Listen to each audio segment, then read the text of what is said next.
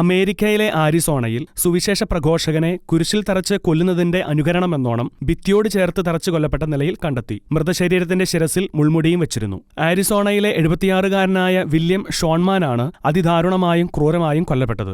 April 28-നായിരുന്നു pastor bill എന്ന് വിളിച്ചിരുന്ന William ഷോൺമാന്റെ വസതിയിൽ രക്തത്തിൽ കുളിച്ച നിലയിൽ ഭിത്തിയിൽ ആണികളാൽ തറയ്ക്കപ്പെട്ട് മുൾമുടി വെച്ച നിലയിൽ അരുംകൊലയുടെ വാർത്ത പുറം ലോകം അറിഞ്ഞത്. 51-കാരനായ കൊലയാളി ആദം ക്രിസ്റ്റഫർ ഷേഫ് കുറ്റം സമ്മതിച്ചതോടെയാണ് ഇപ്പോൾ മനസാക്ഷി നടക്കുന്ന വിവരങ്ങൾ പുറത്തുവന്നിരിക്കുന്നത്.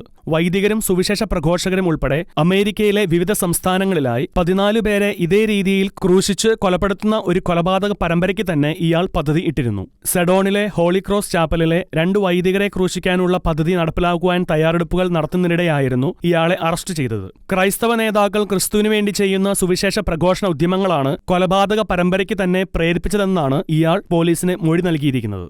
International desk Shekinah news.